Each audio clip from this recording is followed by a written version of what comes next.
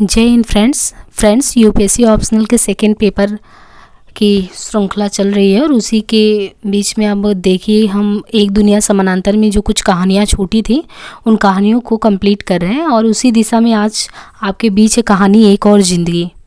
ये कहानी है मोहन राकेश द्वारा रचित और इसको स्थान मिला है एक दुनिया समानांतर में, क्योंकि संकलन राजेंद्र यादव द्वारा जो किया गया है तो उसमें जो चुनिंदा कहानियाँ हैं जो अपने आप में एक मतलब कहानी की दृश्य प्रतिनिधि कहानी के तौर पे जानी जाती हैं, तो उसी में से है एक और ज़िंदगी कहानी।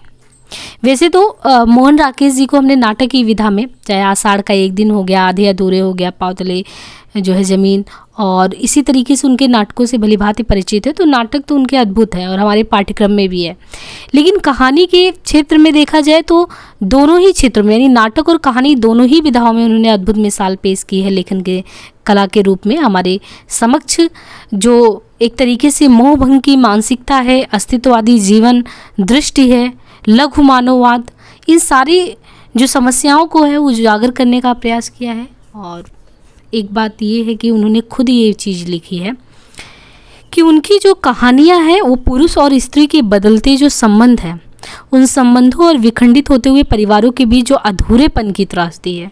अब आधे अधूरे नाटक में ही देख लीजिए, आषाढ़ के एक दिन में देखिए, तो वही कह रहे हैं कि मेरी कहानियाँ पुरुष और स्त्री के बदलते संबंध और विखंडित होते हुए परिवारों के बीच अधूरेपन की त्रासदी झेल रहे व्यक्तियों की कहानियाँ हैं।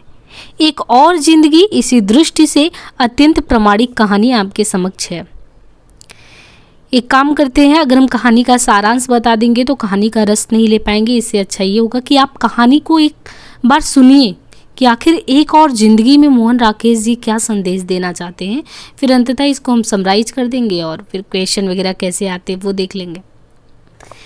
यहाँ पे एक और ज़िंदगी की कहानी शुरुआत इस प्रकार होती है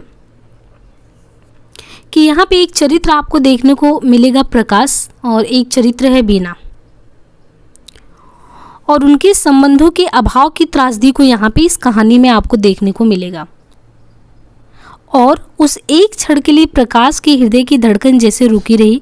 कितना विचित्र था वह क्षण, आकाश से टूटकर गिरे हुए नक्षत्र जैसा। कोहरे के वक्ष में एक लकीर सी खींचकर वह क्षण सहसा व्यतीत हो गया। ये जो क्षण से जहाँ से कहानी की शुरुआत हुई है, ये क्षण जो है, ये क्षण आकाश से टूटकर गिरे हुए नक्षत्र जैसा लग रहा था। कोहरे के वक्ष में एक लकीर सी खींचकर वह क्षण सहसा व्यतीत हो गया। लेकिन वो क्षण क्या था वो हम आगे पढ़ेंगे।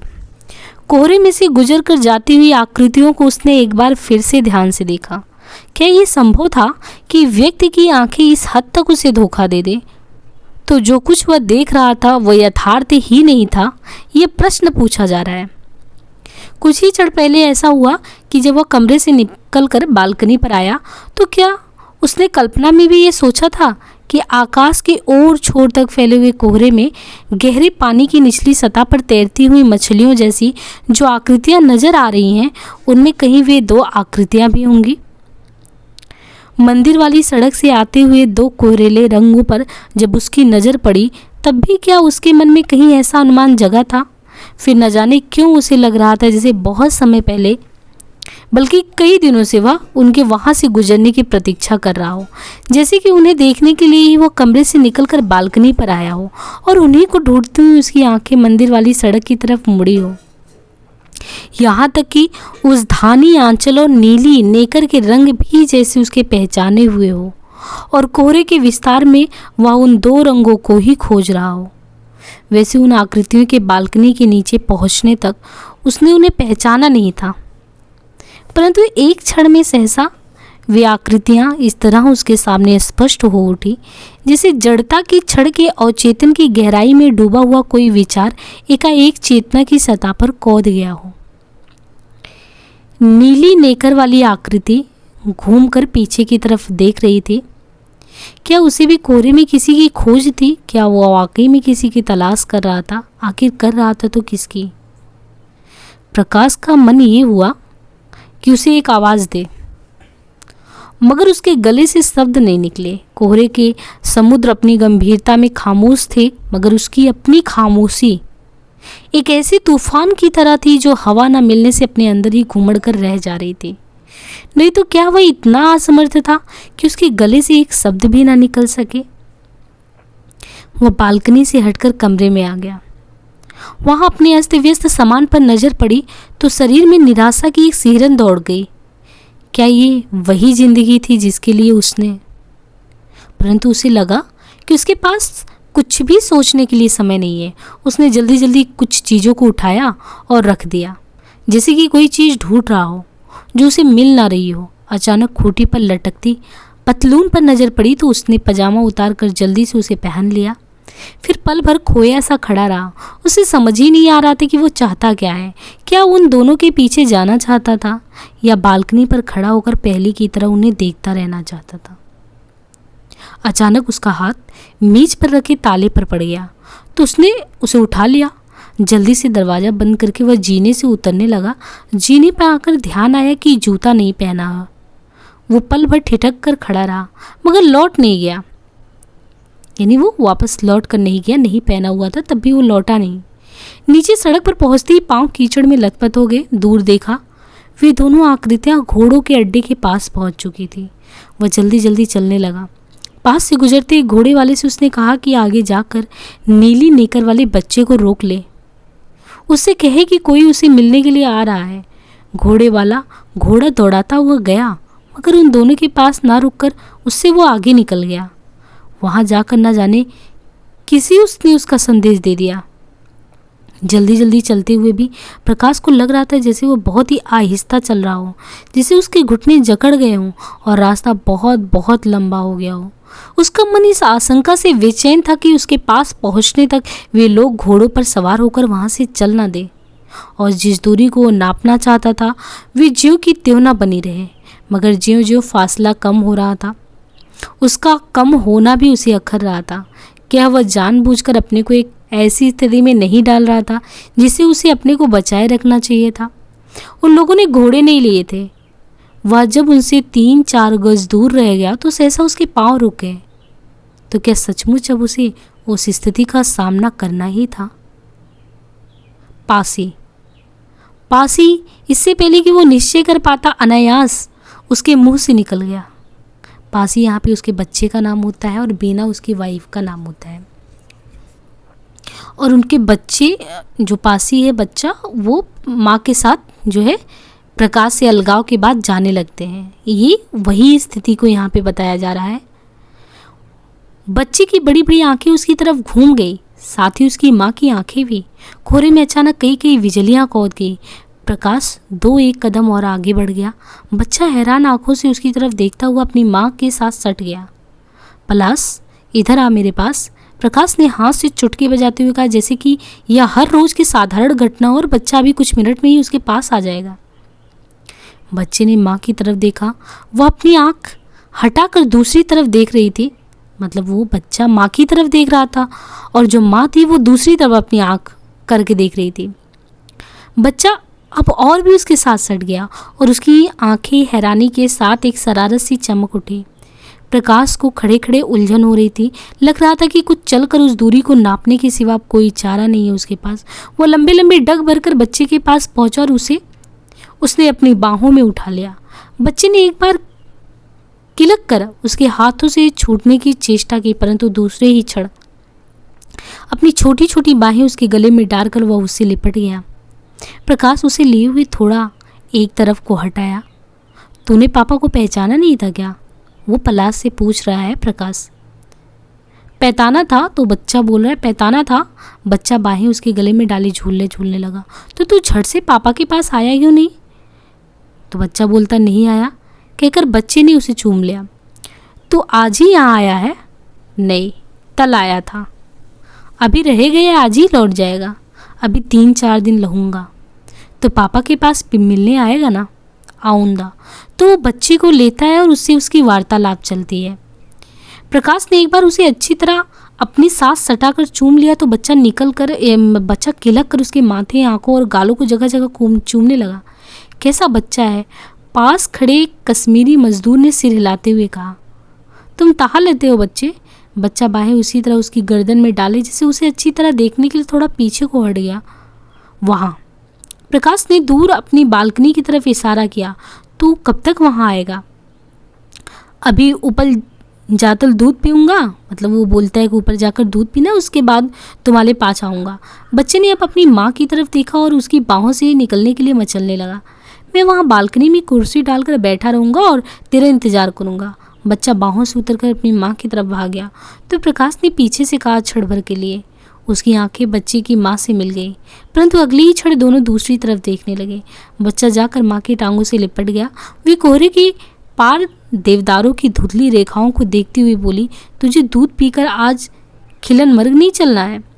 नहीं, बच्चे ने उसकी टांगों के सहारे उछलते हुए सपाट जवाब दिया, मैं दूध पीतल पापा के पास जाऊंगा।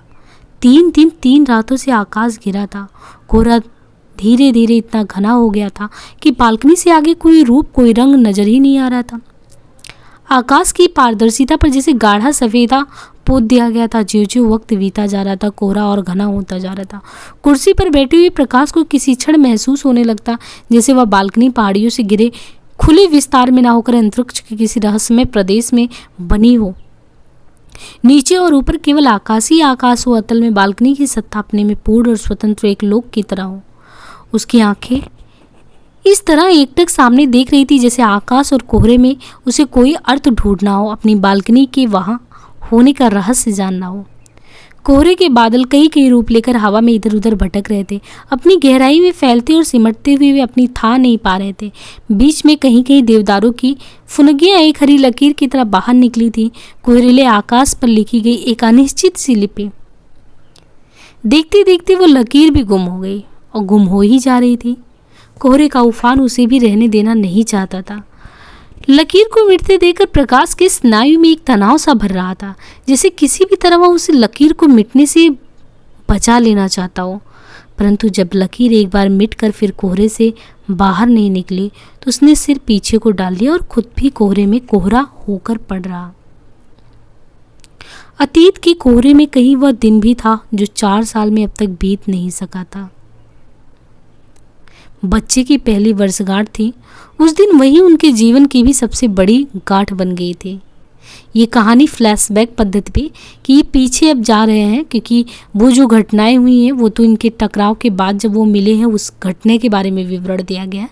अब ये जिस दिन घटना ये घटित हुआ था उस पर जाके लेखक ये बता रहे हैं कि उस दिन बच्चे की वही है कि बच्चे की पहली वर्षगांठ थी। उस दिन वही उनके जीवन का भी सबसे बड़ा गांठ बन गई थी। ब्याह के कुछ महीने ही हुए थे। कुछ महीने बाद से ही पति पत्नी अलग रहने लगे थे। यानी पति पत्नी जो है एक तरीके से बीना पत्नी है और आकाश पति प्रकाश। तो ब्याह के कुछ महीने बाद से ही पति पत्नी अलग रहने लगे थे। ब्याह के साथ जो सूत्र जुड़ना चाहिए था वो जीवन में जुड़ा नहीं।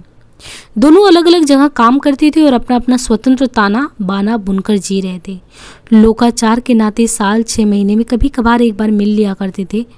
वह लोकाचार ही इस बच्चे को दुनिया में ले आया था। मतलब ये बच्चा जो आया था वो भी उस लोकाचार के तहत आया था। बीना ये समझती थी कि इस तरह जानबूझकर उसे फंसा दिया गया है। प्रकाश सोचता था कि अनजाने में ही उससे एक कसूर हो गया है। साल भर बच्चा माँ के ही पास रहा था। बीच में बच्चे की दादी 6-7 महीने उसके पास रह गई थी। पहली वर्षगांठ पर बीना ने लिखा था कि वह बच्चे को लेकर अपने पिता के पास लखनऊ जा रही है, वहीं पर बच्चे के जन्मदिन की पार्टी देगी। प्रकाश ने उसे तार दिया कि वह भी उस दिन लखनऊ आएगा, अपने एक मित्र के यहाँ हजरतगंज में ठहरेगा। अच्छा होगा कि पार्टी वहीं दी जाए। लखनऊ के कुछ मित्रों को भी उसने सूचित कर दिया था कि बच्चे की वर्षगांठ के अवसर पर भी उसके साथ चाय पीने के लिए आए। उसने सोचा था कि बीना उसे स्टेशन पर मिल जाएगी, परंतु वो वहाँ नहीं मिली। हजरतगंज पहुंचकर नहा धो चुकने के बाद उसने बीना के पास संदेश भेजा कि वो वहाँ पहुँच गया है। कुछ लोग 4:30-5 बजे चाय पीने आएंगे, इससे पहले वो बच्चे को लेकर ज़रूर वहाँ आ जाए। मगर 5 बजे, 6 बजे, 7 बजे गए, मतलब टाइम निकलता ही गया, लेकिन बीना बच्चे को लेकर वहाँ नहीं आई। दूसरी बार संदेश भेजने पर पता चला कि वहाँ उन लोगों की पार्टी चल रही है। बीना ने कहला भेजा कि बच्चा 8 बजे तक खाली नहीं होगा। मतलब ये हुआ कि पिता अपने साइड में हजरतगंज में लखनऊ में बैठा इंतज़ार करा अपने मित्रों के साथ। बीना अपने पिता के यहाँ पार्टी मना रही है अपने बच्चों को लेकर, और उसने ये संदेश भिजवा दिया कि 8 बजे तक तो मैं फ्री नहीं रहने वाली और बच्चा भी नहीं रहेगा फ्री। तो इसलिए वो अभी उसे लेकर नहीं आ पाएगी। प्रकाश ने अपने मित्रों को चाय पिलाकर विदा कर दिया। बच्चे के लिए खरीदे हुए उपहार बीना के पिता के यहाँ उसने भेज दिया। साथ में संदेश भेजा कि बच्चा जब भी खाली हो उसे थोड़ी देर के लिए उसके पास ले आया जाए। मगर 8 के बाद 9 बजे, 10 बजे, 12 बज गए, पर बीना ना तो खुद बच्चे को लेकर आई और ना ही उसने उसे किसी और के साथ भेजा। वो रात भर सोया नहीं, उसके दिमाग की जैसे कोई छेनी से छिलता रहा हो, यानी प्रकाश को। सुबह उसने फिर बीना के पास संदेश भेजा। इस बार बीना बच्चे को लेकर आ गई। उसने बताया कि रात को पार्टी देर तक चलती रही, इसलिए उसका आना संभव नहीं हो पाया। अगर सचमुच उसे बच्चे से प्यार था तो उसे चाहिए था कि उपहार लेकर वो खुद उनकी पार्टी में चला आता। उस दिन सुबह से शुरू हुई बातचीत आधी रात तक चलती ही रही। प्रकाश बार बार कहता रहा, बीना मैं इसका पिता हूँ, उस नाते मुझे इतना अधिकार तो है ही कि मैं इसे अपने पास बुला सकूं। परंतु बीना का उत्तर था, आपके पास पिता का दिल होता तो आप पार्टी में ना आ जाते। ये तो एक आकस्मिक घटना ही है कि आप इसके पिता हैं। बीना वो फटफटी आंखें से उसके चेहरे की तरफ देखता रह गया। मैं नहीं समझ पा रहा कि तुम दरअसल चाहती क्या हो। यानी वो उसको फटी आंखों से देख रहा है कि आखिर तुम क्या चाहती हो। तो बीना कहती, मैं तो कुछ भी नहीं चाहती। आपसे मैं आखिर चाहूंगी भी तो क्या चाहूंगी? तुमने सोचा है कि तुम्हारे इस तरह व्यवहार करने से बच्चे का क्या होगा? जब हम अपने ही बारे में कुछ नहीं सोच सके तो इसके बारे में क्या सोचेंगे? क्या तुम पसंद करोगे कि बच्चे को मुझे सौंप दो और खुद स्वतंत्र हो जाओ? इसे आपको सौंप दूं? बीना के स्वर में वितृष्णा गहरी हो गई। किस चीज के भरोसे सौंप दूं? कल को अपनी जिंदगी क्या होगी ये कौन कह सकता है? बच्चे को उस अनिश्चित जिंदगी के भरोसे छोड़ दो, इतनी मूर्ख तो मैं नहीं हूँ। तो क्या तुम यही चाहोगी कि इसका फैसला करने के लिए अदालत में जाया जाए? आप अदालत में जाना चाहते हैं तो मुझे कोई एतराज़ नहीं है। ज़रूरत पड़ने पे मैं सुप्रीम कोर्ट तक आपसे लड़ूंगी। आपका बच्चे पर कोई हक नहीं है। बच्चे को पिता से ज़्यादा माँ की ज़रूरत होती है। कई दिन, कई सप्ताह वह मन ही मन संघर्ष करता रहा। जहाँ उसे दोनों ना मिल सके वहाँ माँ तो उसे मिलनी ही चाहिए। अच्छा है, मैं बच्चे की बात भूल जाऊँ और नए सिरे से अपनी ज़िंदगी शुरू करने की कोशिश करूँ। मगर फिजूल की भावुकता में कुछ रखा नहीं है। बच्चे अच्छे तो होते ही रहते हैं। संबंध विच्छेद करके फिर से ब्याह कर लिया जाएगा तो घर में और भी बच्चे हो जाएंगे। मन में इतना ही सोच लेना होगा कि इस बच्चे के साथ कोई दुर्घटना हो गई थी। ऐसा वो अपने मन को समझाने का एक काम कर रहा है। सोचने सोचने में दिन, सप्ताह और महीने निकलते गए। मन में आशंका उठती, क्या सचमुच पहले की जिंदगी को मिटाकर इंसान नए सिरे से जिंदगी शुरू कर सकता है? जिंदगी के कुछ वर्षों को वह एक दुस्वप्न की तरह भूलने का प्रयास कर रहा था। कितने इंसान हैं जिनकी ज़िंदगी कहीं ना कहीं किसी न किसी दोराहे से गलत दिशा की तरफ भटक जाती है। क्या उचित ये नहीं है कि इंसान उस रास्ते को बदलकर अपने को सही दिशा में ले आए? आखिर आदमी के पास एक ही तो ज़िंदगी होती है। तो ये जो शीर्षक है इसका कि आखिर इंसान के पास एक ही तो ज़िंदगी होती है, यही चीज़ देखते रहना है इस कहानी में आगे चल के। यहाँ पे एक बहुत बड़ी बात कही गई है लेखक के द्वारा कि आखिर आदमी के पास एक ही तो ज़िंदगी होती है। प्रयोग करने के लिए भी वही है और जीने के लिए भी वही है। तो क्यों आदमी एक ही प्रयोग को असफलता, यानी जीवन में अगर आप एक बार असफल हो गए, जब एक ही ज़िंदगी है और प्रयोग भी करना है, सफलता भी प्राप्त करनी है, तो एक बार प्रयोग के दौरान अगर आप असफल भी हो जाते हैं तो क्या उस असफलता को आप जीवन की असफलता मान लेना चाहिए? कोर्ट में कागज पर हस्ताक्षर करते समय छत के पंखे से टकराकर एक चिड़िया का बच्चा नीचे आ गिरा।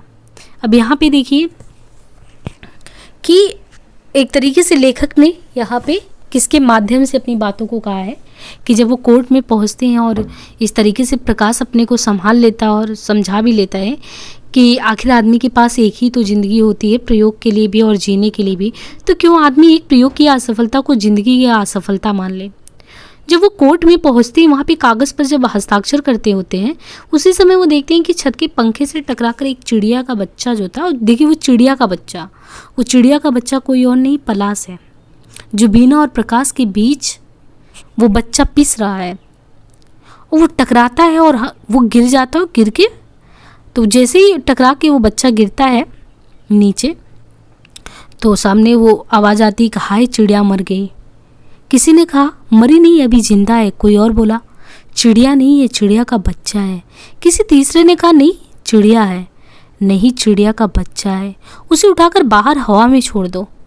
नहीं, यहीं पड़े रहने दो, बाहर इसे कोई बिल्ली विल्ली खा जाएगी पर यह यहाँ आया किस तरह? जाने किस तरह, और रोशनदान के रास्ते आ गया होगा। बेचारा कैसे तड़फ रहा है।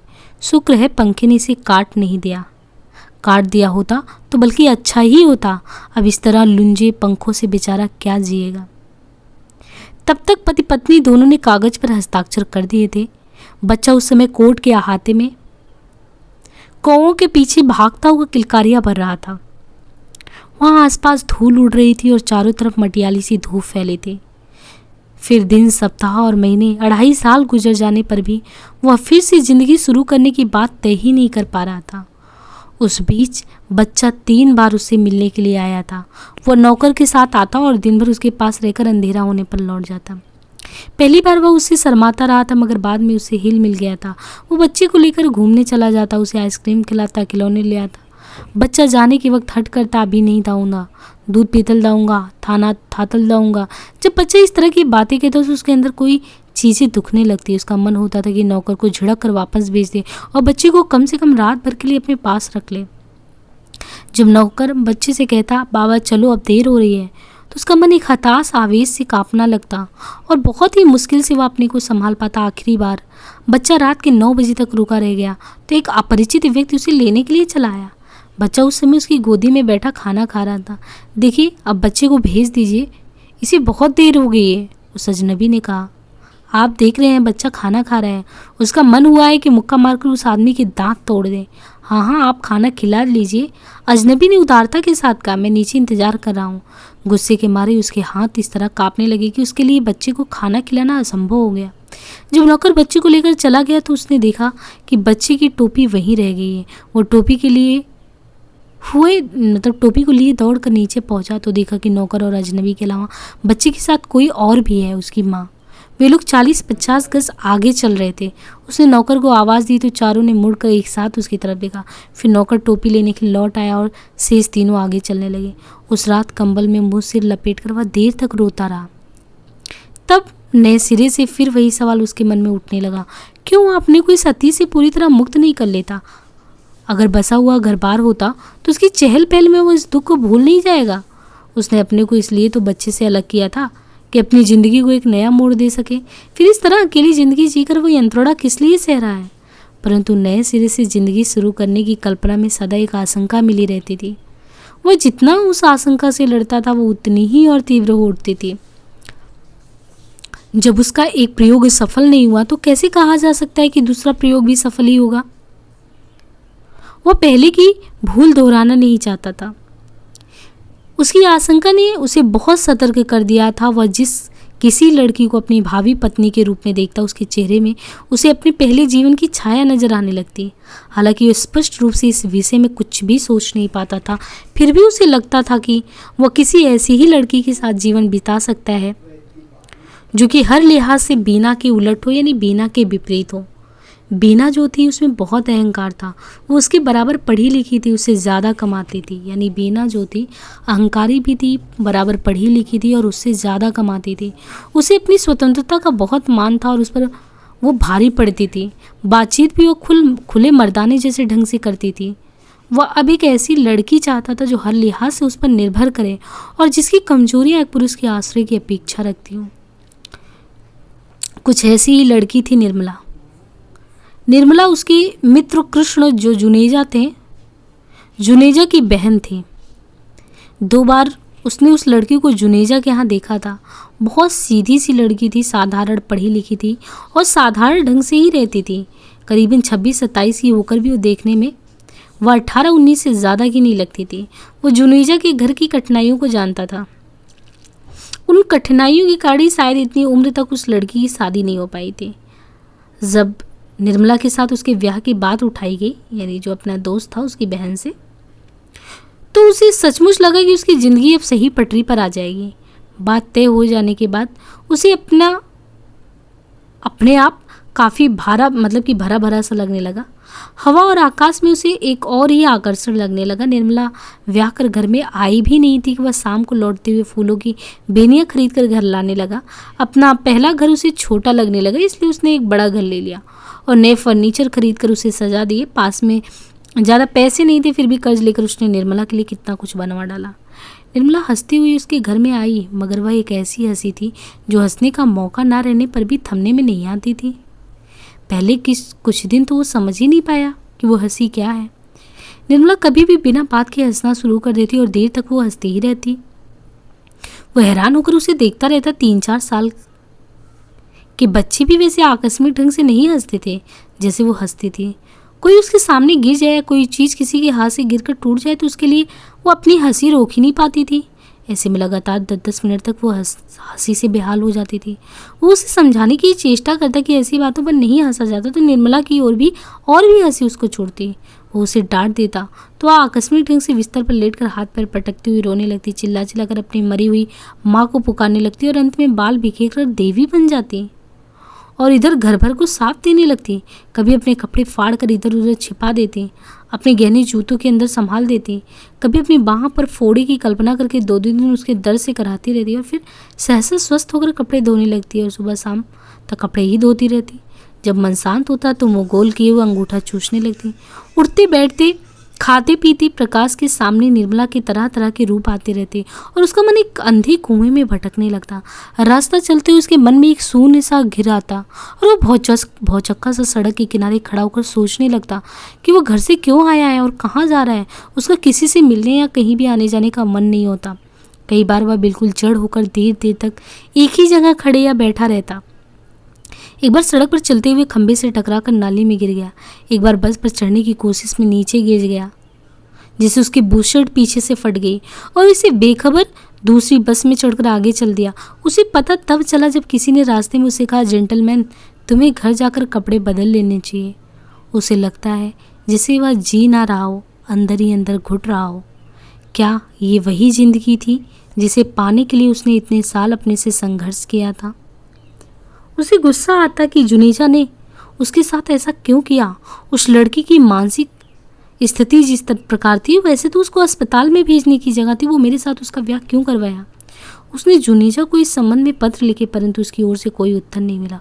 उसने जुनेजा को बुला भेजा तो वो आया भी नहीं। वह स्वयं जुनेजा से मिलने गया तो जवाब मिला कि निर्मला अब उसकी पत्नी, उसके मायके के लोगों का उनकी ज़िंदगी में कोई दखल नहीं है और निर्मला रात दिन घर में उसी तरह हंसती और रोती रहती। तो मेरे भाई से क्या पूछने गए थे? वो बाल बिखर कर देवी का रूप धारण किए हुए कहती, तुम बीना की तरह मुझे भी तलाक देना चाहते हो, किसी तीसरी को घर में लाना चाहते हो, मगर मैं बीना नहीं हूँ। वह सती स्त्री नहीं थी, मैं सती स्त्री हूँ। तो मुझे छोड़ने की बात मन में लाओगे तो मैं इस घर को जलाकर भस्म कर दूंगी, सारे शहर में भूचाल ले आऊँगी। लाऊं भूचाल? और बाहें फैलाकर वो चिल्लाने लगती, आ भूचाल ला, मैं सती स्त्री हूँ तो इस घर की ईंट से ईंट बजा दे। वो उसे शांत करने की चेष्टा करता तो वो कहती, देखो तुम मुझसे दूर हो, मेरे शरीर को हाथ मत लगाओ, मैं सती स्त्री हूँ, देवी हूँ। तुम मेरा सतीत्व नष्ट करना चाहते हो, मुझे खराब करना चाहते हो। मेरा तुमसे ब्याह कब हुआ है? मैं तो अभी कुंवारी हूँ, छोटी सी बच्ची। संसार का कोई भी पुरुष मुझे नहीं छू सकता। मैं आध्यात्मिक जीवन जीती हूँ, मुझे कोई छूकर देखे तो। और वापस वो बाल बिखेर उसी तरह बोलती चिल्लाती। कभी वो घर की छत पर पहुंचकर और कभी बाहर निकलकर घर के आसपास चक्कर काटने लगती। उसने 2-1 बार ओठों पर हाथ रखकर निर्मला का मुंह बंद करना चाहा तो वह और भी जोर चिल्लाने लगी, तो मेरा मुंह बंद करना चाहते हो, मेरा गला घोटना चाहते हो, मुझे मानना चाहते हो? तुम्हें पता है मैं देवी हूँ, मेरे चारों भाई 4 शेर हैं, वे तुम्हें नोच नोच कर खा जाएंगे। उन्हें पता है उसकी बहन देवी है, कोई मेरा बुरा चाहेगा तो वे उसे उठा कर ले जाएंगे और काल कोठरी में बंद कर देंगे। मेरे बड़े भाई ने अभी अभी नई कार ली है, मैं उसे चिट्ठी लिख दूं तो वह भी कार लेकर आ जाएगा और हाथ पर बात कर तुम्हें कार में मतलब कि डाल कर ले जाएगा। 6 महीने बंद रखेगा फिर छोड़ेगा। तुम्हें पता नहीं वो चारों के चारों सुर कितने ही जालिम है। वह राक्षस आदमी की बोटी बोटी काटते हैं और किसी को पता भी ना चले, मगर मैं उन्हें नहीं बुलाऊंगी। मैं सती स्त्री हूँ, इसलिए अपने सत्य से ही अपनी रक्षा करूंगी। सब कोशिशें हार कर वो थका हुआ अपने पढ़ने के कमरे में बंद होकर पड़ जाता तो भी आधी रात तक वह साथ के कमरे में उसी तरह बोलती रहती। फिर बोलते बोलते अचानक चुप कर जाती और थोड़ी देर बाद उसका दरवाज़ा खटखटाने लगती। क्या बात है? वो कहता, इस कमरे में मेरी सांस रुक रही है। निर्मला जवाब देती, दरवाज़ा खोलो, मुझे अस्पताल जाना है, इस समय सो जाओ। वह कहता, सुबह तुम जहाँ कहोगी वहाँ ले चलूँगा। मैं कहती हूँ दरवाज़ा खोलो, मुझे अस्पताल जाना है, और वहाँ ज़ोर ज़ोर से धक्के देकर दरवाज़ा तोड़ने लगती। वह दरवाज़ा खोल देता तो वह हंसती हुई उसके सामने आ जाती। तुम्हें हंसी किस बात की आ रही है? वह कहता है। तुम्हें लगता है मैं हंस रही हूँ? निर्मला और भी जोर से हंसने लगती है। और ये हंसी नहीं, रोना है, रोना। तुम अस्पताल चलना चाहती हो? क्यों? अभी तुम कह रही थी। मैं अस्पताल जाने के लिए कह रही थी। मैं तो कह रही थी कि मुझे उस कमरे में डर लगता है, मैं यहाँ तुम्हारे पास सोऊंगी। देखो निर्मला, इस समय मेरा मन ठीक नहीं है, तुम बाद में चाहे मेरे पास आ जाना, मगर इस समय थोड़ी देर। मैं कहती हूँ मैं अकेली उस कमरे में नहीं सो सकती। मेरी जैसी छोटी सी बच्ची क्या कभी अकेले सो सकती है? तुम छोटी सी बच्ची नहीं हो निर्मला, तो तुम्हें मैं बड़ी नज़र आती हूँ? एक छोटी सी बच्ची को बड़ी कहते तुम्हारे दिल को कुछ नहीं होता, इसलिए कि तुम मुझे अपने पास सुलाना नहीं चाहते। मगर मैं यहाँ से नहीं जाने वाली, तुम्हें मुझे अपने साथ सुलाना पड़ेगा। मैं विधवा हूँ जो अकेली सोऊंगी, मैं सुहागन स्त्री हूँ, कोई सुहागन क्या कभी अकेले रहेगी? मैं वो कहती है कि मैं भावरे लेकर तुम्हारे घर में आई हूँ और ऐसे उठाकर नहीं ले लाई गई। देखती हूँ तुम कैसे मुझे अपने कमरे में भेजते हो। और वो उसके पास लेटकर उसे लिपट जाती है। कुछ देर में जब उसके स्नायु शांत हो चुके हैं तो जो लगातार उसे चूमती हुई कहती है, तो ये एक स्थिति एक तरीके से वो विचित्र स्थिति में पड़ गई है। और इसका व्यवहार, अब देखिए यहाँ पे एक तरीके से असफल प्रेम की कहानी को दोहराया गया है। वो कहता है कि जिसकी भी मुझे शादी हुई हो 136 साल की उम्र तक जीता, तुम देख लेना मेरी बात सच निकलती है नहीं। मैं सती स्त्री हूँ और सती स्त्री के मुंह से निकली बात कभी झूठी नहीं होती। तुम सुबह मेरे साथ अस्पताल चलोगी? क्यों, मुझे क्या हुआ है जो मैं अस्पताल जाऊँ? मुझे तो आज तक कभी सिर दर्द तक नहीं हुआ, मैं अस्पताल आखिर जाऊँ क्यों? एक दिन प्रकाश उसके लिए कई किताबें खरीद लाया। उसने सोचा था कि शायद पढ़ने से निर्मला के मन को एक दिशा मिल जाए और वह धीरे धीरे अपने मन को अंधेरे से बाहर निकाल पाए। मगर निर्मला ने उन किताबों को देखा तो मुंह बिचकाकर एक तरफ कर ली। ये किताबें मैं तुम्हें पढ़ने के लिए लाया हूँ, उसने कहा। मेरे पढ़ने के लिए? निर्मला हैरानी के साथ बोली। मैं इन किताबों को पढ़कर क्या करूँगी? मैंने तो मार्क्सवाद, मनोविज्ञान और सभी कुछ 14 साल की उम्र में ही पढ़ लिया था। अब इतनी बड़ी होकर मैं ये किताबें पढ़ने लगूंगी? और उसके पास से उठकर अंगूठा चूसती हुई दूसरे कमरे में चली गई। पापा। कोहरे की बादलों में भटका मन सहसा बालकनी पर लौट आया। खिलनमर की सड़क पर बहुत से लोग घोड़े दौड़ाते जा रहे थे। एक धुंधली चित्र की बुझी बुझी आकृतियां, जैसे कुछ वैसी ही बुझी बुझी आकृतियां क्लब से बाजार की तरफ आ रही थी। बाई तरफ बर्फ से ढकी पहाड़ी की एक छोटी कोहरे से बाहर निकल आई थी और जाने किधर से आती धूप की एक किरण ने जैसे जगमगा दिया हो। कोहरे में भटके कुछ पक्षी उड़ते हुए उस चोटी के सामने आ गए तो सहसा उनके पंख सुनहरे हुए उठे, मगर अगले ही क्षण वे फिर धुंधले में खो गए। प्रकाश कुर्सी से उठ खड़ा हुआ और झांक कर नीचे सड़क की तरफ देखने लगा। क्या वह आवाज़ पलाश की नहीं थी? मगर सड़क पर दूर तक तो ऐसी कोई आकृति नहीं दिखाई दी। आंखों से टूरिस्ट होटल के गेट तक जाकर वह लौट आया और गले पर हाथ रखकर जैसे निराशा की जुबान को रोके हुए फिर कुर्सी पर बैठ गया। 10 के बाद 11, 12 और फिर 1 बजे। बच्चा नहीं आया था। क्या बच्चे के पहले जन्मदिन की घटना आज फिर दोहराई जानी थी? पापा। प्रकाश ने चौंक कर सिर उठाया। वही कोहरा और वही धुंधली सुनसान सड़क, दूर घोड़ों की टापी और धीमी चाल से उस तरफ को आता एक काश्मीरी मजदूर। क्या वो आवाज़ उसे अपने कानों के अंदर से सुनाई दे रही थी? तभी कानों के अंदर 2 नन्हे पैरों की आवाज़ भी गूंज गई और उसके बहुत पास बच्चे का स्वर किलक उठा, पापा। साथ ही 2 नन्ही बाहें उसके गले से लिपट गई और बच्चे की झुंडली बाल उसके ओठों से छू गए। प्रकाश ने बच्चे के शरीर को सिर से पैर तक छू लिया, फिर उसके माथे और आंखों को हल्के से चूमा। तो मैं जाऊं पलाश? एक भूली हुई मगर परिचित आवाज़ ने प्रकाश को फिर चौंका दिया। उसने घूमकर पीछे देखा। कमरे के दरवाजे के बाहर बीना दाईं तरफ न जाने किस चीज़ पर आंखें गड़ाई खड़ी थी। आप अंदर आ जाइए आप, कहता हुआ वो बच्चे को बाहों में लिए अस्त व्यस्त सी कुर्सी से उठ खड़ा हुआ। नहीं, मैं जा रही हूँ। बीना ने फिर उसकी तरफ नहीं देखा। मुझे इतना बता दीजिए कि बच्चा कब तक लौट कर आएगा? आप जब कहें तभी भेज दूंगा। प्रकाश बालकनी की दहलीज लांघ कर कमरे में आ गया। 4 बजे इसे दूध पीना होता है, तो 4 बजे तक मैं इसे वहाँ पहुँचा दूंगा।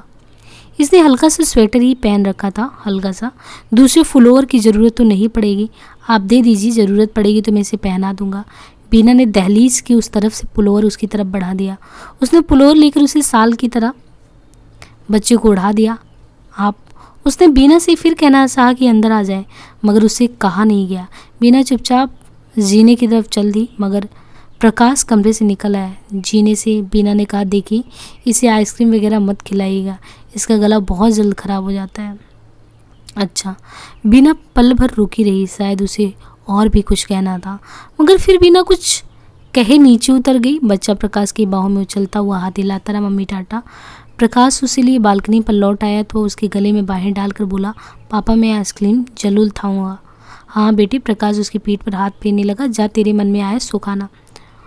और कुछ देर वह अपने को, बालकनी को और यहाँ तक कि बच्चे को भी भूला हुआ सामने कोहरे में देखता रहा। कोहरे का पर्दा धीरे धीरे उठने लगा तो मीलों तक फैले हरियाली के रंगमंच की धुंधली रेखाएं स्पष्ट हो उठी। वे दोनों गोल्फ ग्राउंड पर पार करके जो क्लब है उसकी तरफ जा रहे थे। चलते हुए बच्चे ने पूछा, पापा आदमी की 2 टांगें क्या होती हैं, मतलब क्यों होती हैं, 4 क्यों नहीं होती? प्रकाश ने चौंक कर उसकी तरफ देखा और कहा, अरे क्यों पापा? बच्चा बोला, तुमने अरे ये क्यों कहा? तो इतना साफ बोल सकता है तो अब तक तुतला कर क्यों बोल रहा था? प्रकाश ने उसे बाहों में उठाकर एक अभियुक्त की तरह सामने से पूछा। बच्चा खिलखिलाकर हंसा। प्रकाश को लगा कि यह वैसी ही हंसी जैसे कभी वह स्वयं हंसा करता था। बच्चे की चेहरे की रेखाओं से भी उसे अपने बचपन के चेहरे की याद हो आई। उसे लगा जैसे एकाएक उसका 30 साल पहले का चेहरा उसके सामने आ गया हो और वह खुद उस चेहरे के सामने एक अभियुक्त की तरह खड़ा हो। मम्मी तो ऐसे ही अच्छा लगता है, बच्चे ने कहा। क्यों? मेले तो नहीं पता, तो मम्मी से पूछ लेना। तेरी मम्मी तुझे जोर से हंसने से भी मना करती हैं। प्रकाश को वे दिन याद आए जब उसके खिलखिलाकर हंसने पर बीना कानों पर हाथ रख लिया करती थी। बच्चे की बाहें उसकी गर्दन के पास कस गई। हाँ, वो बोला, मम्मी कहती हैं अच्छे बच्चे जोर से नहीं हंसा करते। प्रकाश ने उसे बाहों से उतार दिया। बच्चा उसकी उंगली पकड़कर घास पर चलने लगा। तो पापा, उसने पूछा, अच्छे बच्चे जोर से क्यों नहीं हंसते? हंसते हैं बेटा, प्रकाश ने उसके सिर को सहलाते हुए कहा। सब अच्छे बच्चे जोर से ही हंसते हैं, तो मम्मी मेले तो ऐसा क्यों बोलती हैं? अब वो तुझे नहीं रोकेंगे और तू तुतलाकर नहीं, ठीक से बोला कर। तेरी मम्मी तुझे इसके लिए भी मना नहीं करेंगी, मैं उससे कह दूंगा।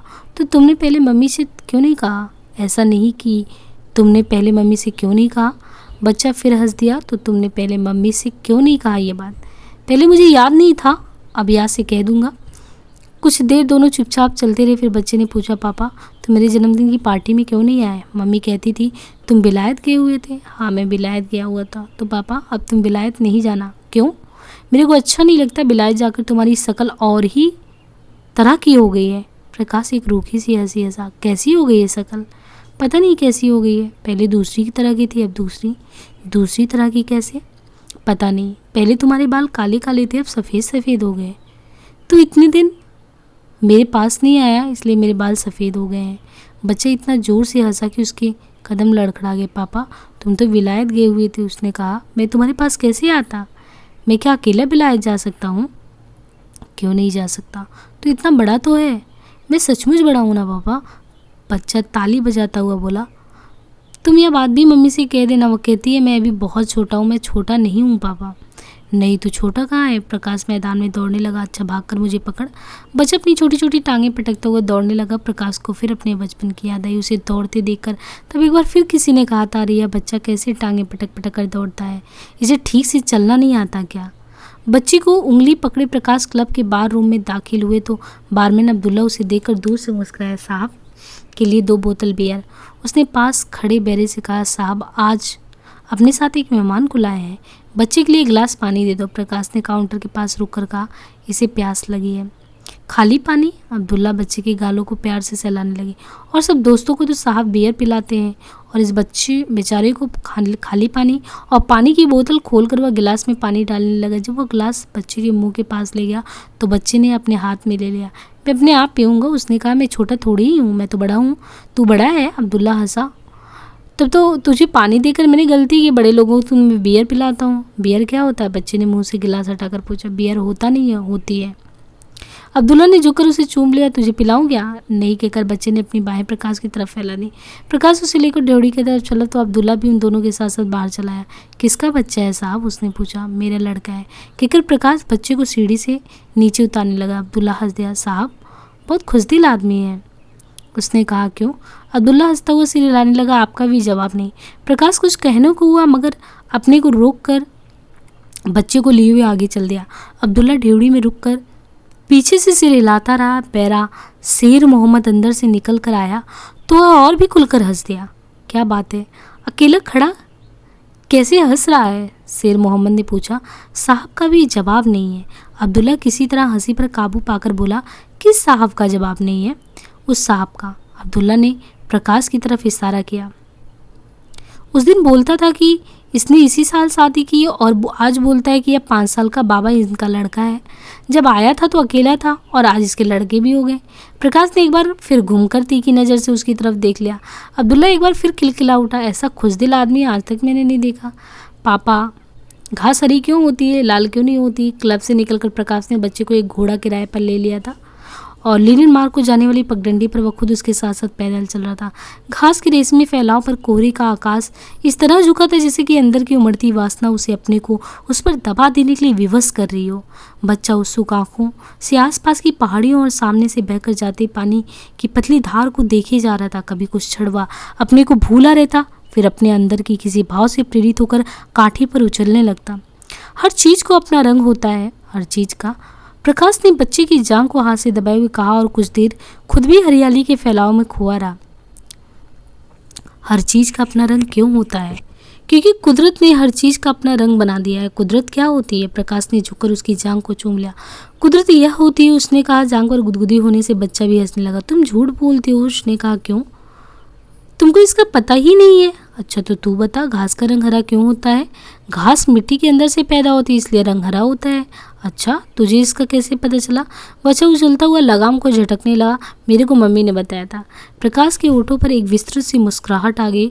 उसे लगा जैसे आज भी उसके और वीणा के बीच एक द्वंद्व चल रहा हो और वीणा उस द्वंद्व में उस पर भारी पड़ने की चेष्टा कर रही हो।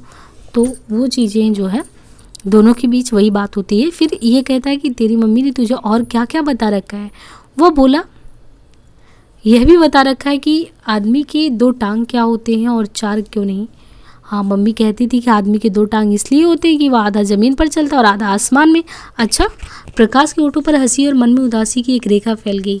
मुझे इसका तो पता ही नहीं था। तुमको तो किसी और का भी पता नहीं है पापा? बच्चा बोला, इतने बड़े होकर भी पता नहीं है? घास, बर्फ और आकाश के रंग दिन में कई बार बदल जाते हैं। बदलते रंगों के साथ मन भी और से और होने लगता था। सुबह उठते ही प्रकाश बच्चे की आने की प्रतीक्षा करने लगता। बार बार वह बालकनी पर जाता है और टूरिस्ट होटल की तरफ देखता हुआ देर देर तक वह खड़ा रहता है। नाश्ता या खाना खाने जाने के लिए भी वह वहाँ से नहीं हटना चाहता। उसे डर था कि बच्चा इस बीच वहाँ आकर लौट ना जाए। 3 दिन में उसे साथ लिए वह कितनी ही बार घूमने के लिए गया था। उसके घोड़े के पीछे पीछे दौड़ा था और उसके साथ घास पर लौटता रहा था। बच्चा जानबूझकर रास्ते की कीचड़ में अपने पांव लथपथ कर लेता और ओठ विसूर कर कहता, पापा पांव धो दो। वो उसे उठाए इधर उधर पानी ढूंढता फिरता। फिर बच्चे को वह जिस किसी कोण से देखता उसी कोण से उसकी तस्वीर ले लेना चाहता था। जब बच्चा थक जाता और लौटकर अपनी मम्मी के पास जाने का हट करने लगता तो वह उसे तरह तरह के लालच देकर अपने पास रोकता। एक बार उसने बच्चे को अपनी माँ के साथ दूर से आते देखा और उतरकर नीचे चला गया। जब वो पास पहुंचा तो बच्चा दौड़कर उसकी तरफ आने की जगह माँ के साथ फोटोग्राफर की दुकान के अंदर चला गया। वो कुछ देर सड़क पर रुका रहा और फिर ये सोचकर ऊपर चला गया कि फोटोग्राफर की दुकान से निकलकर बच्चा अपने आप ऊपर आ जाएगा। मगर बालकनी पर खड़े खड़े उसने देखा कि बच्चा दुकान से निकलकर उस तरफ आने के बजाय हट के साथ अपनी माँ का हाथ खींचता हुआ उसे वापस टूरिस्ट होटल की तरफ ले जा रहा है। उसका मन हुआ कि फिर नीचे जाकर बच्चे को अपने साथ ले आए, मगर कोई चीज़ उसके पैरों को रोक रही है। वह वहीं खड़ा उसे देखता रहा। शाम तक न जाने कितनी बार वह बालकनी पर आया हो, कितनी कितनी देर तक वहाँ खड़ा रहा। आखिर उससे नहीं रहा गया तो उसने नीचे जाकर कुछ चेरी खरीदी और बच्चे को देने के बहाने टूरिस्ट होटल की तरफ चल दिया। अभी वो टूरिस्ट होटल से कुछ फासले पर ही था कि बच्चा अपनी माँ के साथ बाहर आता दिखाई दिया, मगर उस पर नज़र पड़ते ही वह वापस होटल की गैलरी में भाग गया। प्रकाश जहाँ था वहीं खड़ा रहा। पल भर के लिए उसकी आंख बीना से मिली। उसे लगा कि बीना का चेहरा पहले से कुछ सांवला हो गया और उसकी आंखों के नीचे स्याह दायरे उभर आए हैं। वह पहले से काफ़ी दुबली भी लग रही थी। कुछ पल रुके रहने के बाद प्रकाश आगे बढ़ गया और चेरी वाला लिफाफा बीना की तरफ बढ़ाकर खुश गले से बोला, ये मैं बच्चे के लिए लाया था। बीना ने लिफाफा ले लिया, मगर लेते हुए उसकी आंखें दूसरी तरफ मुड़ गई। पलास उसने कुछ अस्थिर आवाज़ में बच्चे को पुकारा, ये ले पापा तेरे लिए चेरी लाए हैं। मैं नहीं लेता, बच्चे ने गैलरी से कहा और भागकर और भी दूर चला गया। बीना ने एक असहाय नज़र बच्चे पर डाली और प्रकाश की तरफ देखकर बोली, कहता है मैं पापा से नहीं बोलूँगा। वो सुबह रुके क्यों नहीं, चले क्यों गए? प्रकाश बीना को उत्तर ना देकर गैलरी में चला गया और कुछ दूर बच्चे का पीछा कर उसने उसे बाहों में उठा लिया। मैं तुमसे नहीं बोलूँगा, कभी नहीं बोलूँगा। बच्चा अपने को छुड़ाने की चेष्टा करता रहता। ऐसी क्या बात है? प्रकाश उसे पुचकाने की चेष्टा करने लगा। पापा जी इस तरह नाराज़ होते हैं क्या? तुमने मेरी तस्वीर क्यों नहीं देखी? कहाँ थी तेरी तस्वीर? मुझे तो पता ही नहीं था। पता क्यों नहीं था? तुम दुकान के बाहर से ही क्यों चले गए थे? अच्छा ला, पहले तेरी तस्वीर देखे फिर घूमने चलेंगे। ये सुबह आपको दिखाने के लिए तस्वीर लेने गया था। बीना के साथ खड़ी एक युवा स्त्री ने कहा। प्रकाश ने ध्यान नहीं दिया था कि उसके साथ कोई और भी है। तस्वीरें मेरे पास थोड़ी ही है, उसी के पास है। सुबह फोटोग्राफर ने नेगेटिव दिखाए थे, पॉजिटिव आप उस वक्त देगा, उस स्त्री ने फिर कहा। तो चल पहले दुकान पर चलकर तेरी तस्वीर देख ले। देखे तो सही कैसी तस्वीरें हैं। मैं मम्मी के साथ लेकर जाऊंगा, बच्चे ने उसकी बाहों में मचलते हुए कहा। हाँ हाँ, तेरी मम्मी भी साथ आ रही, कहते हुए प्रकाश ने एक बार बीना की तरफ देख लिया। बीना ओठ दांतों में दबाए आंखें झपक रही थी। वह चुपचाप उसके साथ चल दी। फोटोग्राफर की दुकान में दाखिल होते ही बच्चा प्रकाश की बाहों से उतर गया और फोटोग्राफर से बोला, मेरे पापा को मेरी तस्वीरें दिखाओ। फोटोग्राफर ने तस्वीरें निकाल कर मेज पर फैला दी तो बच्चा एक एक तस्वीर उठाकर प्रकाश को दिखाने लगा। देखो पापा, ये वहीं की तस्वीर है ना जहाँ से तुमने कहा था सारा कश्मीर नजर आता है, और ये तस्वीर भी देखो जो तुमने मेरी घोड़े पर उतारी थी। 2 दिन से बिल्कुल साफ बोल रहा हूँ। वो बोल रहा है, बीना के साथ की युवा स्त्री ने कहा। कहता है पापा ने कहा है तू बड़ा हो गया है, इसलिए तुतलाकर मत बोला कर। प्रकाश कुछ न कहकर तस्वीरें देखता रहा। फिर 10 का एक नोट निकालकर फोटोग्राफर को देते हुए कहा, इसमें से आप अपने पैसे काट लीजिए। फोटोग्राफर पल भर असमंजस में उसे देखता रहा, फिर बोला, मैं पैसे तो अभी आप ही के मेरी तरफ निकलते हैं। मेम साहब ने जो 20 रुपये दिए थे उनमें से 2-1 रुपये अभी बचते होंगे, कहें तो अभी हिसाब कर दो। नहीं, रहने दीजिए, हिसाब बाद में हो जाएगा, कहकर प्रकाश ने नोट वापस जेब में रख लिया और बच्चे की उंगली पकड़े दुकान से बाहर निकल आए। कुछ कदम चलने पर पीछे से बीना का स्वर सुनाई दिया, या आपके साथ घूमने जा रहा है? हाँ। प्रकाश ने थोड़ा चौंक कर पीछे देख लिया। मैं भी थोड़ी देर में इसे वापस छोड़ जाऊँगा। देखिए, आपसे एक बात कहनी थी। कहिए। बीना जो है वो पल भर कुछ सोचती हुई चुप रही, फिर बोली, इसे ऐसी कोई बात मत बताइएगा जिससे यह। तो प्रकाश को लगा जैसे कोई ठंडी चीज़ उसके स्नायु से छूट गई हो। उसकी आंखें झुक गई और उसने धीरे से कहा, नहीं, मैं ऐसी कोई बात इसे नहीं कहूँगा। उसे खेद हुआ कि एक दिन पहले जब बच्चा हट करके कह रहा था कि पापा और पिताजी एक ही व्यक्ति को नहीं कहते, पापा को पापा कहते और पिताजी मम्मी की पापा को, तो क्यों उसकी गलतफहमी दूर करने की कोशिश करता रहा था। वो अकेले बच्चों के साथ क्लब की सड़क पर चलने लगा तो कुछ दूर जाकर बच्चा सहसा रुक गया। हम कहाँ जा रहे हैं पापा? उसने पूछा। पहले क्लब जा रहे हैं, और उसने कहा वहाँ से घोड़ा लेकर आगे घूमने जाएंगे। नहीं, मैं वहाँ उस आदमी के पास नहीं जाऊँगा, कहकर बच्चा सहसा पीछे की तरफ चल दिया। किस आदमी के पास? वह जो क्लब में था। मैं उसके हाथ से पानी भी नहीं पीऊँगा। क्यों? मुझे वो आदमी अच्छा नहीं लगता। प्रकाश पल भर बच्चे को देखता रहा, फिर उसकी तरफ मुड़ आया। हाँ, हम उस आदमी के पास नहीं चलेंगे, उसने कहा। मुझे भी वो आदमी अच्छा नहीं लगता। बहुत दिनों के बाद उस रात प्रकाश को गहरी नींद आई, ऐसी नींद जिसमें सपने नहीं दिखाई दे। उसके लिए लगभग भूली हुई चीज़ें हो चुकी थी, फिर भी जगाने पर उसे अपने में ताजगी का अनुभव नहीं हुआ। अनुभव हुआ एक खालीपन का, जैसे कोई चीज़ उसके अंदर उफनती रही हो, जो गहरी नींद सो लेने से चूक गई हो। रोज़ की तरह उठकर वह बालकनी पर गया। देखा आकाश साफ है। रात को सोया था तो बारिश हो रही थी, मगर उसे धूल निखरे आकाश को देखकर आभास तक नहीं होता था कि कभी वहाँ बादल भी गिरे थे। सामने की पहाड़ियाँ सुबह की धूप में धुलकर उजली हो उठी थी। प्रकाश काफ़ी देर वहाँ खड़ा रहा, अपनी ताजगी में एक जड़ता का अनुभव करता हुआ। फिर दूर उड़ती बादल की तरह कोई चीज़ उसे अपने में उमड़ती महसूस होने लगी और उसका मन एक दबी सी आशंका से सिहर उठा। कहीं ऐसा तो नहीं है कि वह बालकनी से हटाया। पिछली शाम बच्चे ने उसे बताया था कि उसकी मम्मी कह रही थी कि दिन साफ हुआ तो ये लोग सुबह वहाँ से चले जाएंगे।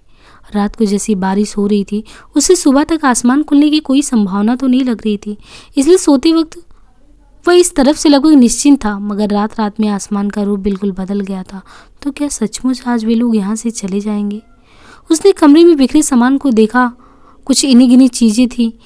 चाहा कि उन्हें सहेज दे, मगर किसी भी चीज़ को रखने उठाने का मन नहीं हुआ। बिस्तर को देखा, उसमें रोज़ से बहुत कम सलवटें थी। लगा जैसे रात की गहरी नींद के लिए वह बिस्तर ही दोषी हो, और गहरी नींद बरसते आकाश के साफ हो जाने के लिए धीरे धीरे दोपहर की तरफ बढ़ने लगा। इससे उसके मन को कुछ सहारा मिला। वह चाह रहा था कि इसी तरह शाम हो जाए और फिर रात, और फिर बच्चा उसे विदा लेने आए। मगर जब दोपहर भी ढलने लगी और बच्चा नहीं आया तो उसके मन में एक और आशंका सिर उठाने लगी। कहीं ऐसा तो नहीं कि उसकी मम्मी सुबह सुबह ही उसे वहाँ से लेके उसे चली गई हो। वह बार बार बालकनी पर जाता, एक धड़कती आशा लिए बार बार टूरिस्ट होटल की सड़क पर नजर दौड़ाता और पहले से अधिक अस्थिर होकर कमरे में लौट आता। उसकी धमनी में लहू की हर बूंद उत्कंठित और व्याकुल थी। उसने सुबह से कुछ खाया नहीं था, इसलिए भूख भी उसे परेशान कर रही थी। कुछ देर बाद कमरा बंद करके वह खाना खाने चला गया। बड़े बड़े कौर निकल कर किसी तरह 2 रोटियां गले से उतारी ही थी और जल्दी से वापस चला गया। मगर उतनी ही देर भी कमरे से बाहर रहना उसे एक अपराध सा लग रहा था। लौटते हुए उसने सोचा कि उसे खुद जाकर टूरिस्ट होटल से पता कर लेना चाहिए। मगर सड़क की चढ़ाई चढ़ते हुए उसे दूर से देखा कि बीना बच्चे के साथ उसकी बालकनी के नीचे सड़क पर खड़े थे। वह तेज तेज चलकर उसके पास पहुंच गया, मगर बच्चे ने उसकी तरफ नहीं देखा। वह अपनी माँ का हाथ खींचता हुआ किसी चीज़ के लिए हट कर रहा था। प्रकाश ने उसकी बाँह हाथ मिली तो वह बाँह छुड़ाने के लिए ज़मीन पर लौटने लगा। मैं तुम्हारे घर नहीं जाऊँगा, उसने लगभग चीख कर कहा। प्रकाश हचकिचा गया और उसकी बाँह छोड़कर जड़ सा खड़ा रहा। मुझसे नाराज़ है क्या? उसने बिना दोनों में से किसी की तरफ देखे पूछ लिया। मम्मी मेरे साथ ऊपर क्यों नहीं चलती? बच्चा उसी तरह चिल्लाया। प्रकाश और बीना की आंखें मिलने को ही मगर पूरी तरह नहीं मिल पाई।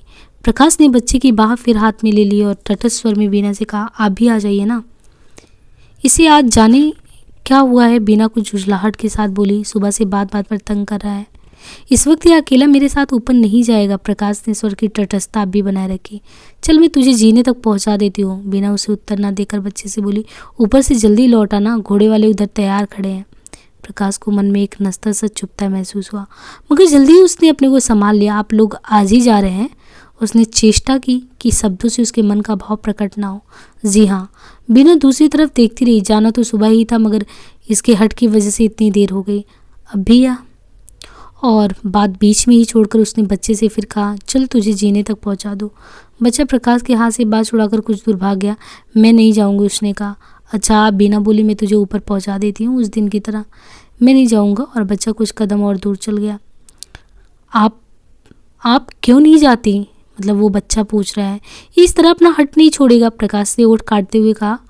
बीना ने आँख झपकने तक उसकी तरफ देख लिया। उस दृष्टि में एक तीखा चुभता सा भाव था, मगर आँख झपकने के साथ ही वह भाव धुल गया और उसने अपने को सहेज लिया। उसके चेहरे पर एक दृढ़ता आ गई और उसने बच्चे को बाहों में उठा लिया।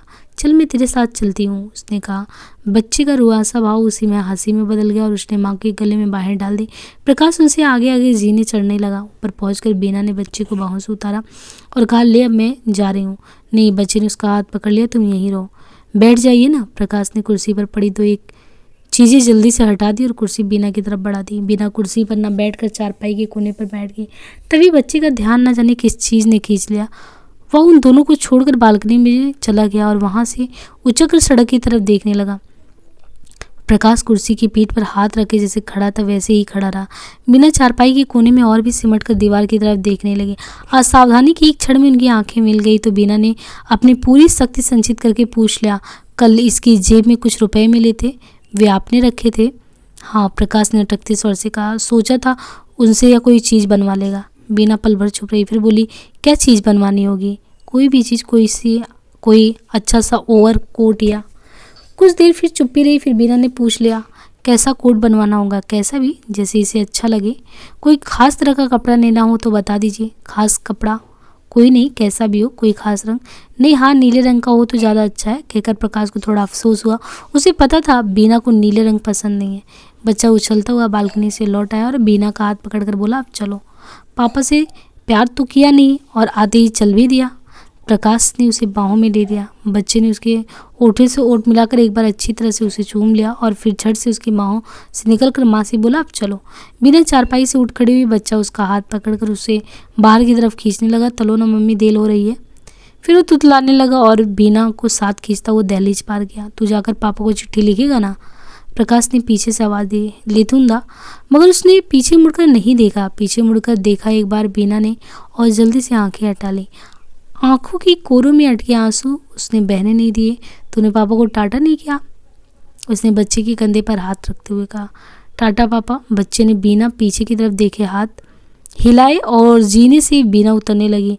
आधे जीने से फिर उसकी आवाज़ सुनाई दी, पापा का धल अच्छा है। मम्मी, हमारा धल अच्छा है, पापा दे धल में तो कुछ छमान ही नहीं है। तू अब चुप करेगा कि नहीं? बीना ने उसे झिझक दिया और जो मुंह में आता है वही बोलता है। नहीं, तुम तलुंदा तो। बच्चे का स्वर फिर रुआसा हो गया और वह तेज तेज नीचे उतरने लगा। पापा का धल दंदा, पापा का धलियू और रात होते होते आकाश फिर गिर गया। प्रकाश क्लब के बाथरूम में बैठा एक के बाद एक बियर की बोतलें खाली खलता रहा। बारमैन अब्दुल्ला लोगों के लिए रम और विस्की के पेग ढालता हुआ बार बार कनखियों से उसकी तरफ देख लेता। इतने दिनों में पहली बार वो प्रकाश को इस तरह पीते देख रहा था। लगता है आज साहब ने कहीं से बड़ा माल मारा है। उसने एक आध बार शेर मोहम्मद से कहा, आगे कभी एक बोतल से ज़्यादा नहीं पीता था और आज 4 बार बूझ ली। शेर मोहम्मद ने सिर्फ मुंह बिचका दिया और अपने काम में लगा। प्रकाश की आंखें अब्दुल्ला से मिली तो अब्दुल्ला मुस्कुरा दिया। प्रकाश कुछ क्षण इस तरह उसे देखता रहा जैसे वह आदमी ना होकर एक धुंधला सा साया हो, और सामने का गिलास परे सरकाकर उठ खड़ा हुआ। काउंटर के पास जाकर उसने 10-10 के 2 नोट अब्दुल्ला के सामने रख दिया। अब्दुल्ला बाकी पैसे गिनता हुआ खुशामदी स्वर में बोला, आज साहब बहुत खुश नजर आते हैं। हाँ। प्रकाश इस तरह उसे देखता रहा जैसे उसके सामने से बस साया धुंधला होकर बादलों में गुम हुआ जा रहा हो। वो चलने को हुआ तो अब्दुल्ला ने पहले उसे सलाम किया, फिर आहिस्ता से पूछ लिया, क्यों साहब वो कौन बच्चा था उस दिन आपके साथ, किसका लड़का है वो? प्रकाश को लगा जैसे साया बिल्कुल गुम सी हो गई है और सामने से बादल ही बादल घिरा रहा हो। उसने जैसे बादल को चीर कर देखने की चेष्टा की हो, कौन लड़का? अब्दुल्ला पल भर भौचक्का सा हो रहा, फिर खिलखिला कर हंस पड़ा। तब तो मैंने शेर मोहम्मद से ठीक ही कहा था। वह बोला, क्या? कि साहब तबीयत का बादशाह है, जब चाहे किसी के लड़के को अपना लड़का बना ले और जब चाहे। यह गुलमर्ग में ये सब चलता ही रहता है। आप जैसा हमारा एक और साहब है। प्रकाश को लगा कि बादल बीच से फट गया और चीलों की कई पंक्तियां उसे दर्रे में से होकर दूर उड़ी जा रही हैं। वह चाह रहा कि दर्रा किसी तरह भर जाए, वे पंक्तियां आंखों से ओझल हो जाए, मगर दर्रे का मुहाना धीरे धीरे और बड़ा होता जा रहा है। उसके गले से एक अस्पष्ट सी आवाज़ निकली और वह अब्दुल्ला की तरफ से आंखें हटाकर वहां से चल दिया। बस एक बाजी और। अपनी आवाज़ की गूंज प्रकाश को स्वयं अस्वाभाविक सी लगी। उसके साथियों ने हल्का सा विरोध किया, मगर एक पत्ते एक बार फिट फटने लगे। क्वार्ट रूम तब तक लगभग खाली हो चुका था। कुछ देर पहले तक वहाँ काफ़ी चहल पहल थी। कई के नाजुक हाथों से पत्तों की नाजुक चालें चली जा रही थी और तिपाहियों पर शीशे के नाजुक गिलास रख के उठाए जा रहे थे, मगर अब आसपास की 4-4 खाली कुर्सियों से घिरी चौकोर मेजें ही रह गई थी, जो बहुत अकेली और उदास लग रही थी। पालिश की चमक के बावजूद उनमें एक वीरानगी उभर आई थी। दीवार में बुखारी की आग कब की ठंडी पड़ चुकी थी। जाली के उस तरफ कुछ बड़े अधबुझे अंगारे रह गए थे, सर्दी से ठिठुर कर स्याह पड़ते और राख में गुम होते हुए। उसने पत्ते उठा लिए। हर बार की तरह इस बार भी सब बेमेल पत्ते थे। ऐसी बाजी कि आदमी चुपचाप फेंक कर अलग हो जाए, मगर उसी के जोर देने से पत्ते बटे थे, इसलिए वह उन्हें फेंक नहीं सकता था। उसने नीचे से पत्ता उठाया तो वह और भी बेमेल था। हाथ से कोई भी पत्ता चलकर वह उन पत्तों के मेल बिठाने की कोशिश करने लगा। बाहर मूसलाधार बारिश हो रही थी, पिछली रात की बारिश से भी तेज। खिड़की के शीशों टकराती बूंदें एक चुनौती लिए आती, मगर बेबस होकर नीचे ढुलक जाती। उन्हें देखकर ऐसा लग रहा था जैसे कई चेहरे खिड़की के साथ सटक लगातार आंसू बह रहे हों। किसी क्षण हवा से किवाड़ हिल जाते तो वे चेहरे जैसे हिचकियां लेने लगते। हिचकियां बंद होने पर गुस्से से घूरने लगते। उन चेहरों के पीछे घना अंधेरा था, जहां लगता था कोई चीज़ें छटपटाती हुई दम तोड़ रही हों। डिक्लेयर। प्रकाश चौंक गया। उसके हाथों के पत्तों में अब भी कोई मेल नहीं था। इस बार भी उसे फुल हैंड देना था। पत्ते फेंक कर उसने पीछे टेक लगा ली और फिर खिड़की से सटे चेहरों को देखने लगा। तुम बहुत खुशकिस्मत आदमी हो प्रकाश। हम में सब में खुशकिस्मत तुम ही हो। प्रकाश की आंखें खिड़की से हट आई। पत्ते उठाकर रख दिए गए थे और मेज पर हार जीत का हिसाब किया जा रहा था। हिसाब करने वाला आदमी ही उसे कह रहा था, कहते हैं ना, जो पत्तों में बदकिस्मत हो वह जिंदगी में खुशकिस्मत होता है। अब देख लो, सबसे ज़्यादा तुम ही हारे हो, इसलिए मानना पड़ेगा कि सबसे खुशकिस्मत आदमी भी तुम ही हो। प्रकाश ने अपने नाम के आगे लिखे जोड़ को देखा। पल भर के लिए उसकी धड़कन बढ़ गई कि जेब में उतने पैसे है भी या नहीं। उसने पूरी जेब खाली कर ली। लगभग हारी हुई रकम के बराबर ही पैसे थे। रकम अदा कर देने के बाद 2-1 छोटे सिक्के उसके पास बचे रहे। उनके साथ वह अंतर्देशीय पत्र जो शाम की डाक से आया था और जिसे जेब में रखकर वह क्लब चला आया था। पत्र निर्मला का था, जो उसने अब तक खोलकर पढ़ा ही नहीं था। जेब में पड़े पड़े वह काफ़ी मुचड़ गया था। निर्मला के अक्षरों पर नज़र पड़ते ही उसके कई कई चेहरे उसके सामने उभरने लगे। उसके हाथ का एक एक अक्षर जैसे एक एक चेहरा हो। घर से चलने के दिन भी वह उसके कितने कितने चेहरे देखकर आया था। एक चेहरा हंस रहा था, एक रो रहा था, एक बाल खोले जोर से चिल्ला रहा था और धमकियां दे रहा था, एक एक भूखी आंखों से उसके शरीर को निगलना चाह रहा था। उसने अपनी ज़रूरत का कुछ सामान साथ लाना चाहा था तो एक चेहरा उसके साथ कुश्ती करने पर उतारू था। निर्मला। उसने हताश होकर कहा था, तुम्हें इस तरह गुत्थम गुत्ता होते शर्म नहीं आती? क्यों? निर्मला हंस दी थी। मर्द और औरत रात दिन गुत्थम गुत्था नहीं होता क्या? वो बिना एक कमीज तक साथ लिए घर से निकल आया था। बनियानी, तौलिए, कमीज सब कुछ उसने आते हुए रास्ते में खरीदा। ये सोचने के लिए वो नहीं रुका था कि उसके पास जो 400-500 रुपए हैं वह इस तरह के कितने दिन चलेंगे। बिछाने ओढ़ने का सारा सामान भी वहीं उसने किराए पर लिया था। और वहाँ आने के चौथे पाँचवें दिन से ही निर्मला के पत्र आने शुरू हो गए थे। वो उसके किसी मित्र के यहाँ जाकर उसका पता ले आई थी। उन पत्रों में भी निर्मला के सब चेहरे झलकते थे। वह सख्त बीमार है, अस्पताल जा रही, उसके भाई पुलिस में खबर करने जा रहे हैं कि उनका बहनोई लापता हो गया। वह रात दिन बेचैन रहती और दीवारों से पूछती रहती कि उसका पति कहाँ है। वह जोगन का पेश धारण करके जंगलों में जा रही है। 2-3 दिन के अंदर अंदर पत्र का उत्तर नहीं आया तो उसके भाई उसे हवाई जहाज में वहाँ भेज देंगे। उसके छोटे भाई ने उसे बहुत पीटा है कि वह अपने खसम के पास क्यों नहीं जाती। अंतर्देशीय पत्र प्रकाश की उंगलियों में मसल गया था। उसे फिर से जेब में रखकर वह उठ खड़ा हुआ। बाहर ड्योढ़ी में कुछ लोग खड़े थे, इस इंतजार में कि बारिश रुके तो वहाँ से चले। उनके बीच से होकर वह बाहर निकल आया। आप इस बारिश में जा रहे हैं? किसी ने पूछ लिया। उसने उत्तर नहीं दिया और चुपचाप कच्चे रास्ते पर चलने लगा। सामने निडोज होटल की बत्तियां जगमगा रही थी। बाकी सब तरफ दाएं बाएं और ऊपर नीचे अंधेरा ही अंधेरा था। क्लब के अहाते से निकलकर वह सड़क पर पहुंचा तो पानी और तेज हो गई। उसका सिर पूरा भीग गया था। पानी की धारे गर्दन से होकर कमीज के अंदर जा रही थी। हाथ पैर सुन्न हो रहे थे, फिर भी आंखों में एक जलन सी महसूस हो रही थी। कीचड़ से लथपथ जूता चलने में आवाज़ करता तो शरीर में कोई चीज़ झंझना जाती। तब एक नई सिरन उसके शरीर में दौड़ गई। उसे लगा कि वह सड़क पर अकेला नहीं है, कोई और भी अपने नन्हे नन्हे पाँव पटकता उसके साथ चल रहा है। रास्ते की नाली पर बना लकड़ी का पुल पार करते हुए उसने घूमकर पीछे देख लिया। उसके साथ साथ चल रहा था एक भीगा कुत्ता, कान झटकता हुआ, खामोश और अंतर्मुख सा। तो एक तरीके से ये कहानी, जिस प्रकार मोहन राकेश जी ने कहा था कि उनकी कहानियाँ पुरुष और स्त्री के बदलते संबंधों और विखंडित होते हुए परिवारों के बीच एक अधूरेपन की त्रासदी झेल रहे व्यक्तियों की कहानी है। प्रकाश और बीना की कहानी, और प्रकाश बीना के बीच जो पलाश झूलता हुआ है वो बिल्कुल उस मृतक चिड़िया के समान है जो टकरा कर पंखे से गिरी थी।